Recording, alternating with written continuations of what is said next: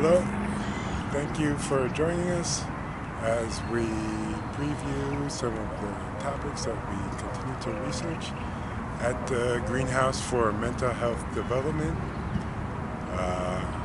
We continue to research different therapeutic approaches, taking a holistic perspective. We've examined how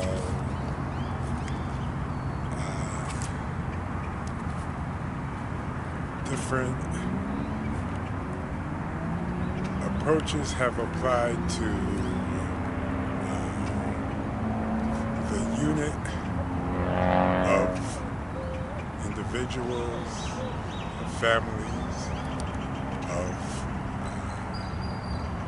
communities, and we continue to examine how science plays a role in the mental health of these units.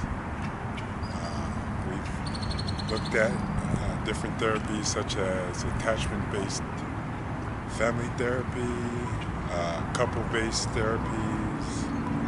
We've looked at interpersonal issues, examining family dynamics, examining intergenerational roles, such as how grandparents and great-grandparents influence the mental health of children during development. And we've examined how emotions play a role in human connections. We continue to strive to understand and prevent the stigma surrounding mental health issues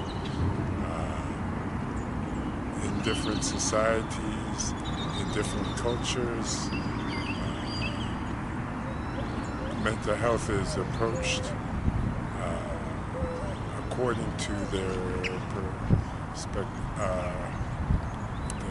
traditions, their perspectives, and so we examine how to promote mental health awareness from the perspective of different cultures.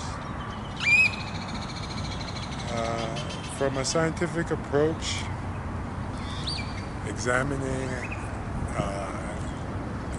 exactly how the brain functions and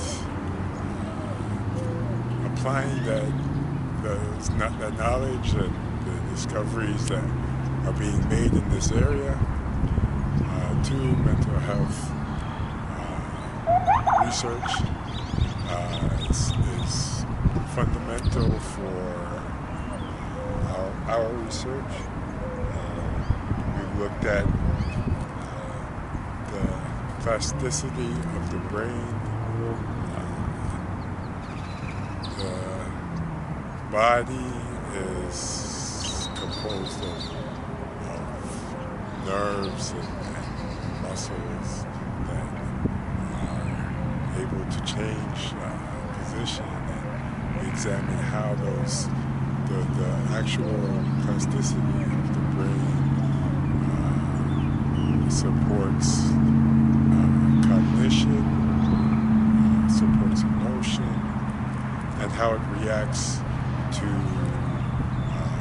nutrition and micronutrients. A lot of research has been done to examine exactly which micronutrients are successful in influencing mood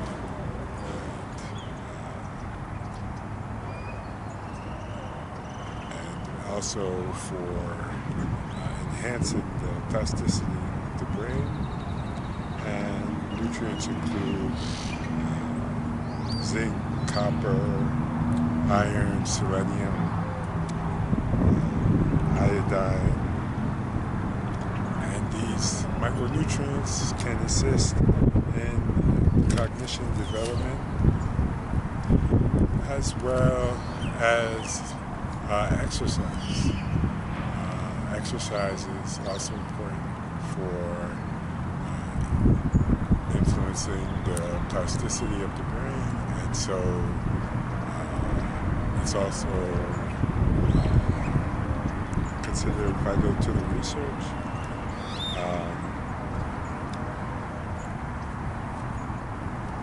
We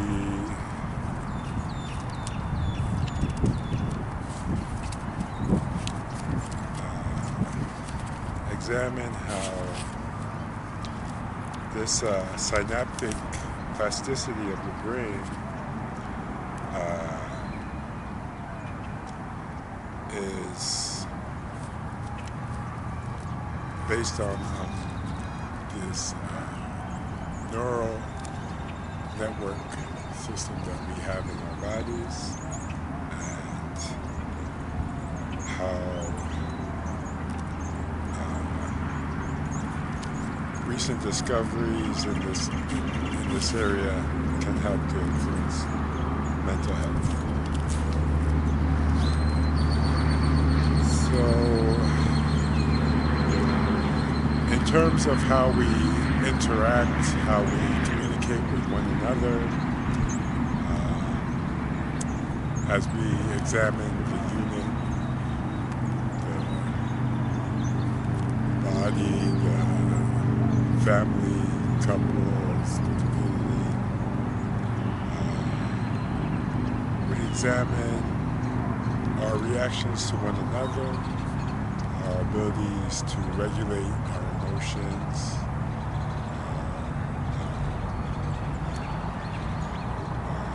responses, because our responses are based off of conditioning, whether it's through innate reactions or whether it's learned through our development.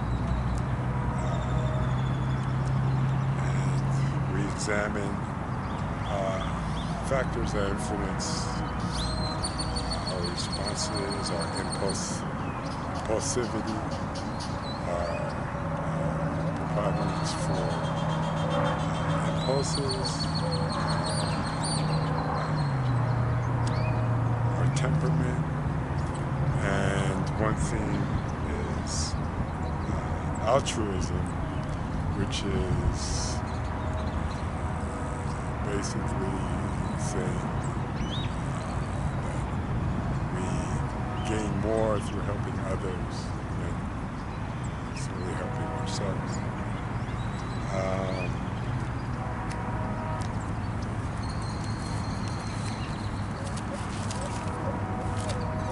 We also examine the environment and how the environment plays a role in our mental health. Green spaces have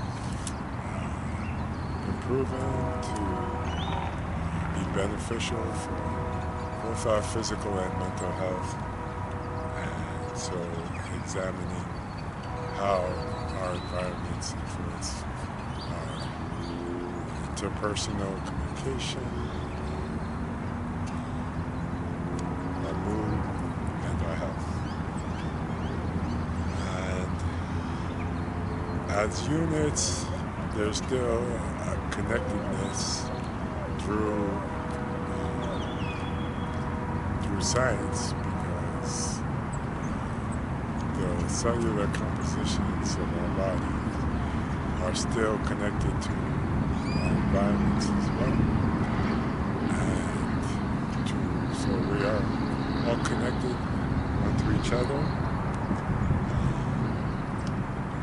Inside each one of us, we have cellular neural networks which send messages throughout our bodies when we have hunger, our emotions, our hormones are connected through messaging systems within our bodies, through our neural networks, and inside our brains we have different areas that they're able to actually view with technology and see how different areas activate throughout our brains when responding to stimuli.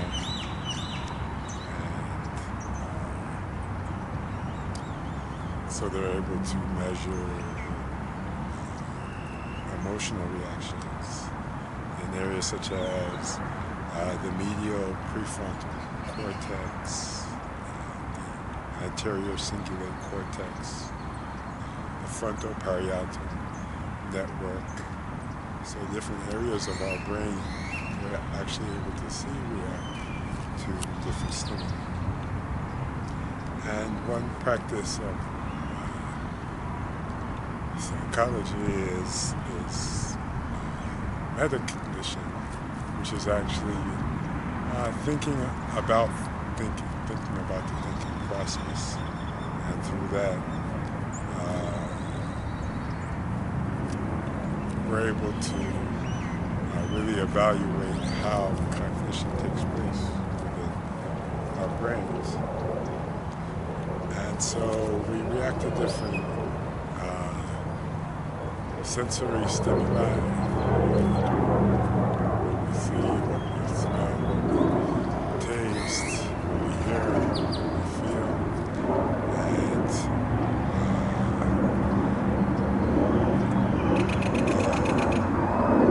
bodies receive the stimuli, and through these neural system messaging, it's sent to our brains, and our brains can adjust by sending out messages in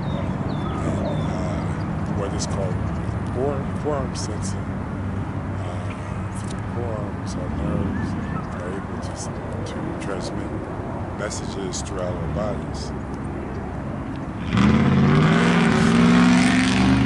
Scientists have different theories on how exactly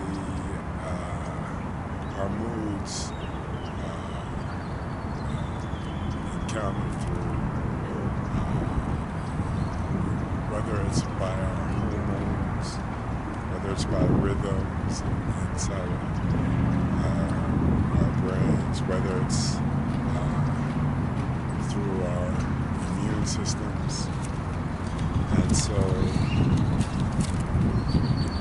when we receive these messages, they're sent to a region of our brain, the thalamus, and how exactly this affects our mood is an area for additional research.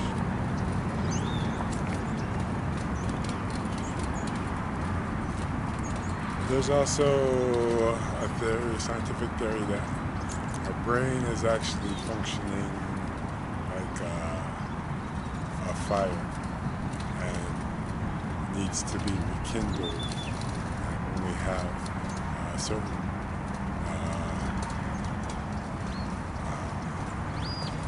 reactions, it's kind of like sparking the flames in the fire. So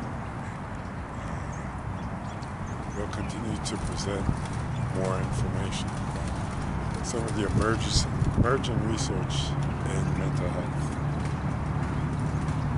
And we'll continue to take a scientific approach as to understanding how nutrition and exercise, environments, social, economic factors, taking a holistic view of how they influence our mental health and our mental health development. So I'd like to thank you for joining this preview of some of the upcoming research that we're going to provide, and continue to